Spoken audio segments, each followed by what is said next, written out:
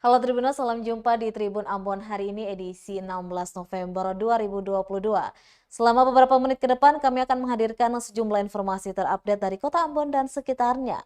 Bersama saya Tanita Patiasina, kita mulai dengan berita pertama. ABK kapal jatuh di Laut Aru, tim SAR cari kru KM Mekarmina Tama yang hilang.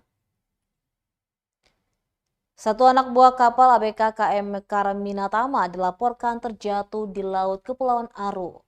ABK KM Mekarmina Tama tersebut diketahui bernama Edi Saputro, 34 tahun. Ia terjatuh dari atas kapal sejak Sabtu 12 November 2022 lalu. Kepala Basarnas Ambon Mustari mengatakan rekan korban yang mengetahui kejadian sempat melakukan pencarian. Namun mereka tidak menemukan korban.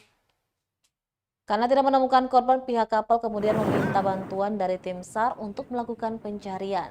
Mustari menambahkan pencarian hari Selasa kemarin tidak membuahkan hasil dan hari ini kembali dilanjutkan lagi.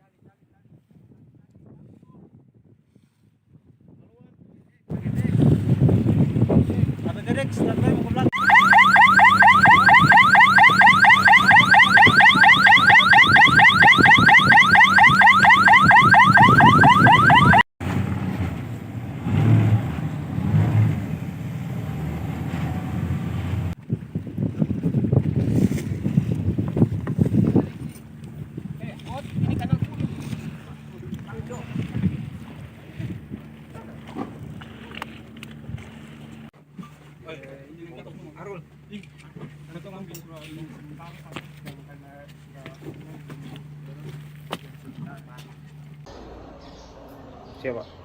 Basarnas Ambon melaksanakan operasi SAR kecelakaan kapal main overboard satu orang ABK Mekarmina yang jatuh di perairan Aru. Berdasarkan laporan dari unit siaga Dobo, Basarnas menggerakkan satu tim SAR gabungan yang terdiri dari Basarnas, Polair, TNI dan masyarakat untuk melakukan pencarian. Dilaporkan kejadian pada tanggal 12 November dan Basarnas menerima informasi pada tanggal 15 dari Ketua Asosiasi Nelayan Dobo. Yang mudah-mudahan hari ini pencarian hari kedua kita temukan korban tersebut. Demikian, terima kasih.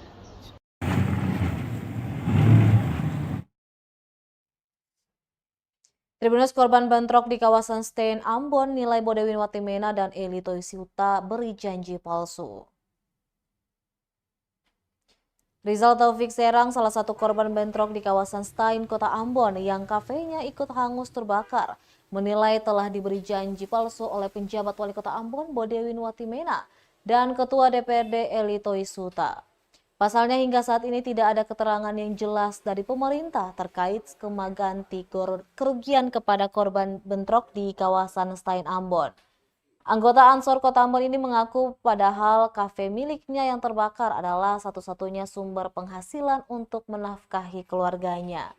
Dan sudah seminggu berjalan mata pencariannya pun mandek lantaran belum ada tindak lanjut ganti kerugian dari pemerintah. Ia berharap pemberitaan ini bisa tersampaikan kepada Bodewin Watimena maupun Eli Toisuta agar segera menindaklanjuti persoalan ini. Diberitakan sebelumnya telah terjadi bentrokan di kawasan Stein Kota Ambon pada Selasa hingga Kamis 10 November 2022. Bentrokan tersebut melibatkan dua kelompok pemuda, akibatnya 3 orang dilaporkan mengalami luka-luka. Selain itu sejumlah bangunan di kawasan tersebut ikut hangus terbakar.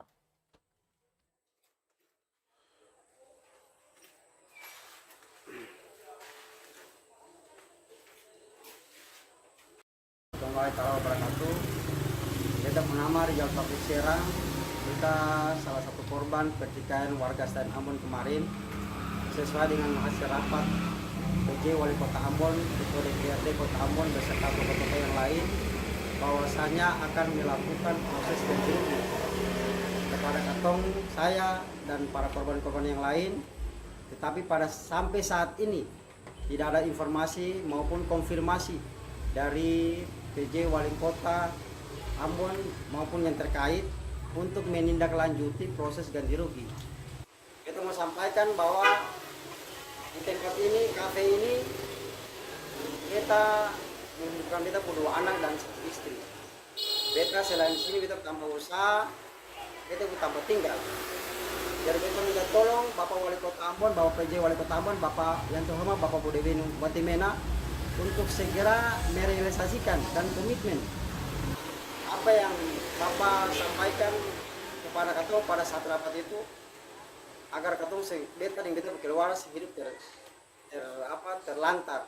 Karena jujur saat ini beta keluarga, anak istri beta kasih mengungsi dong di kos-kosan. Jadi beta berharap Bapak Wali Kota agar janjinya itu ditepati, jangan hanya berikan janji manis pada beta dan para korban yang lain. Terima kasih. Wassalamualaikum warahmatullahi wabarakatuh.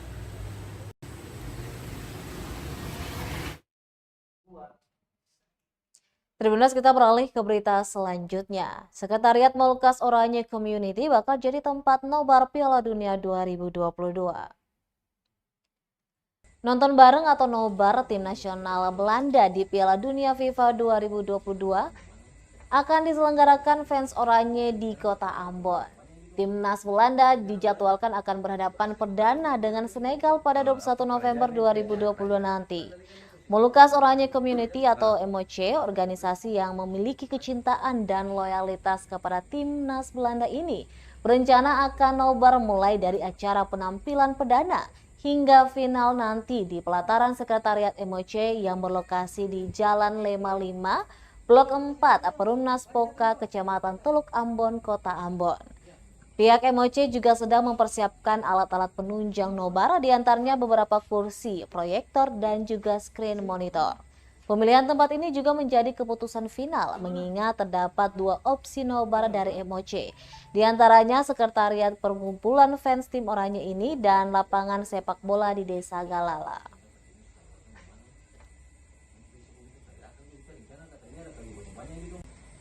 Bendera Belanda, itu asli itu Belanda mau bendera begitu tuh. Apa kerajaan nih? Ya, kerajaan. Belanda ini kan dia posisi pemerintahan kan kerajaan bukan republik.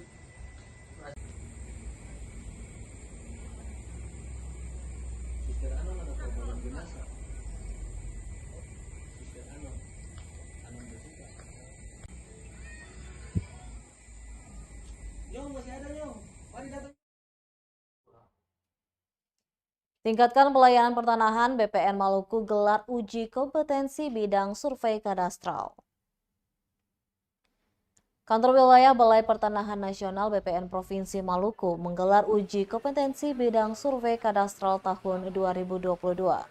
Kepala Kanwil BPN Maluku Agus Marhendra mengatakan uji kompetensi ini penting diikuti agar dapat meningkatkan pelayanan pertanahan. Dijelaskan uji kompetensi ini diikuti sebanyak 56 peserta yang terdiri dari jenjang 6 surveyor kadastral muda dan sebanyak 7 peserta jenjang 4 atau asisten surveyor kadastral madya, sebanyak 43 peserta dan untuk jenjang 3 atau asisten surveyor kadastral muda sebanyak 6 peserta. Sementara itu, asesor lembaga sertifikasi profesi LSP Geomatika Triyono Samsul mengatakan ada dua komponen penilaian yang dilihat dalam uji kompetensi ini, yakni kemampuan menggunakan peralatan dan kemampuan mengolah data yang diambil dengan alat dimaksud sesuai survei kadastral. Salah satu peserta Ivan Fritz juga mengaku telah siap untuk mengikuti uji kompetensi dengan mempersiapkan kedua komponen penilaian itu. Lanjutnya, uji kompetensi ini penting diikuti agar ia sendiri dapat mengetahui sejauh mana ia bisa mengerti terhadap pengukuran maupun pemetaan tanah. Diketahui uji kompetensi bidang survei kadastral tahun 2022 digelar selama 3 hari, dimulai pada hari ini Rabu 16 November 2022 hingga Jumat 18 November 2022 di kantor BPN Maluku.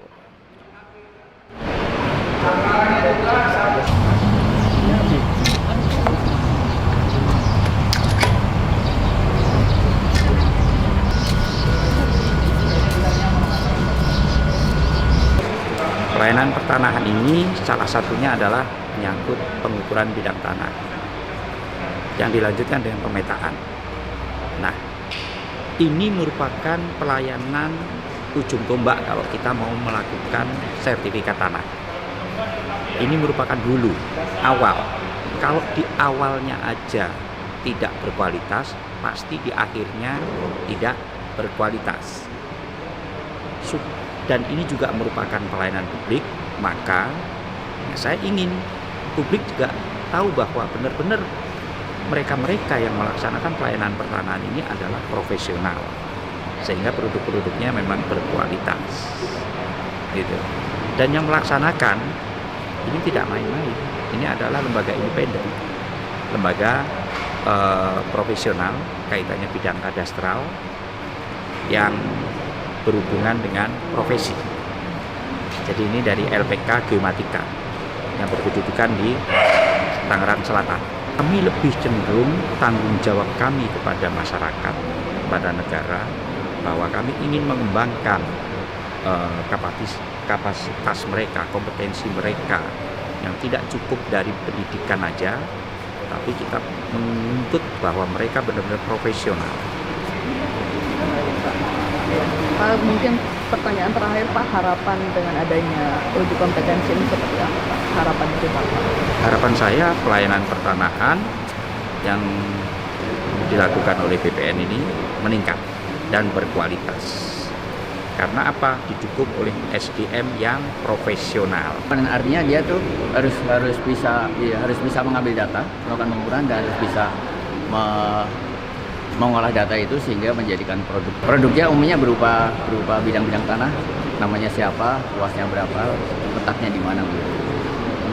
Secara singkatnya begitu sih. Pentingnya untuk mengikuti uji kompetensi untuk mengetahui sampai di mana kemampuan dan pengertian kami mengenai pengukuran maupun pemetaan, sehingga pada saatnya nanti kita mempunyai suatu value, sehingga nanti kami bisa dibilang pantas untuk melakukan pengukuran secara resmi di lapangan, karena kami juga mewakili instansi yang sangat berkaitan erat dengan hukum, sehingga kami harus memiliki sertifikat ataupun kelayakan dalam melakukan kegiatan pengukuran maupun pemetaan.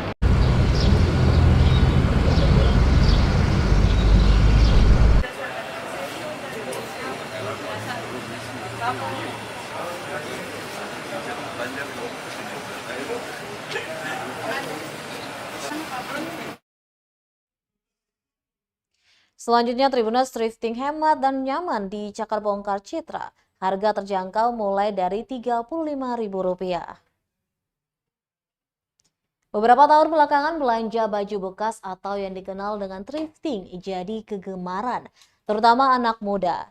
Hal ini juga tampak di kota Ambon, terbukti dengan semakin banyaknya toko thrifting yang menjamur. Hanya dengan modal Rp35.000 hingga Rp150.000, Anda bisa membawa pulang baju ataupun celana pilihan Anda. Ialah Cakar Bongkar Citra yang berada di Jalan Tuluka Besi nomor 9, Kecamatan Sirimau, Kota Ambon. Cakar Bongkar Citra tersebut menggantikan swalayan Citra sejak awal Desember 2021. Cakar Bongkar Citra terbagi atas 3 lantai, buka setiap harinya dari pukul 9 pagi hingga pukul 8 malam hari. Lantai pertama berfokus untuk pakaian anak-anak. Lantai kedua dan lantai ketiga lebih banyak diisi pakaian laki-laki. Salah seorang pedagang, Jihan Lestaluhu, mengatakan mereka sangat mengutamakan kenyamanan pengunjung. Sementara itu, salah seorang pengunjung, Juni, mengaku sering datang berbelanja di Cakar Bongkar Citra karena nyaman dan harganya juga terjangkau. Pantauan Tribun.com di lokasi pukul 5:30 sore hari, puluhan pengunjung memadati Cakar Bongkar Citra. Selain suasana yang aman, ada juga fasilitas WC umum untuk para pengunjung.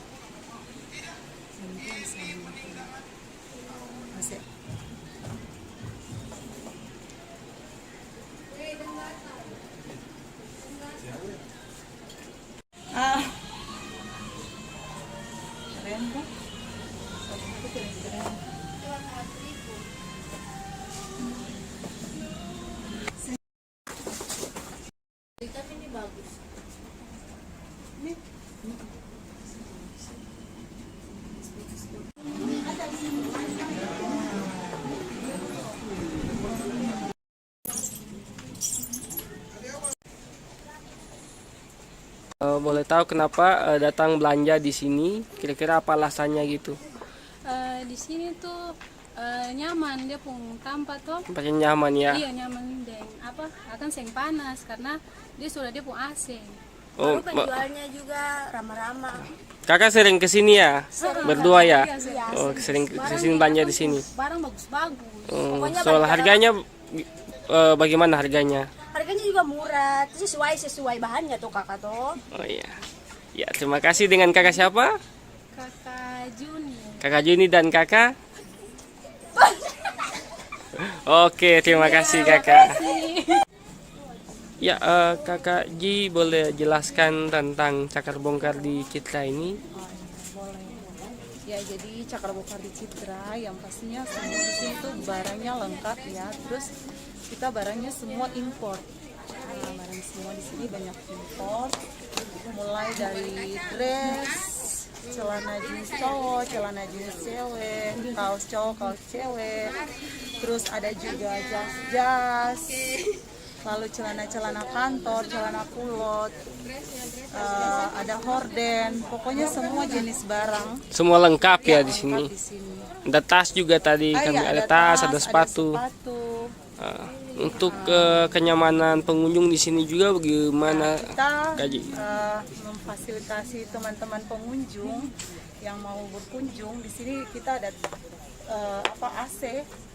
AC, terus ada kipas angin di setiap lapak yang pastinya tidak panas di sini, nyaman gitu.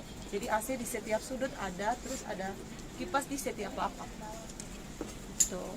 Lalu yang berikut untuk di sini tuh bukan hanya kenyamanan ya, tapi keamanan juga terjamin. Keamanan juga Iya. dijamin di sini. Karena kita di sini cuma satu jalur, satu pintu, jadi tidak ada yang namanya pencurian-pencurian, kita tahu. Aman, pokoknya aman deh. Oke, terima kasih Kak Ji. Iya, makasih, sama-sama.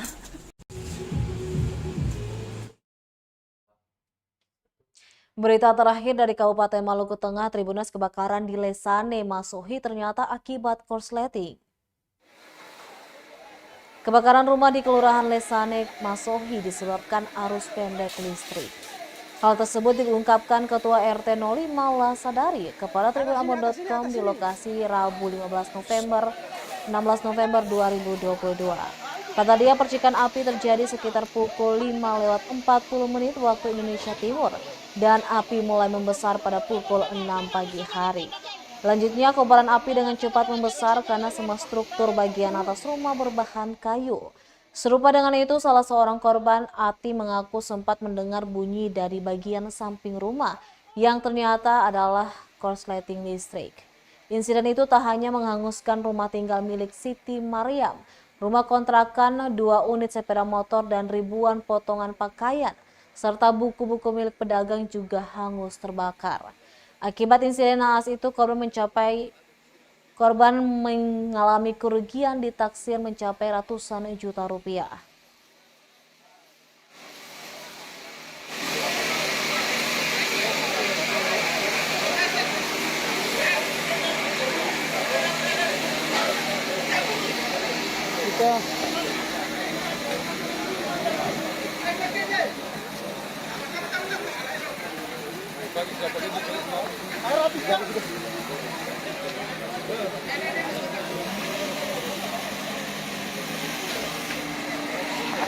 Kita cari tetangga untuk kita tanya-tanya kebakaran ini terjadi kapan? Yang di belakang itu hati-hati.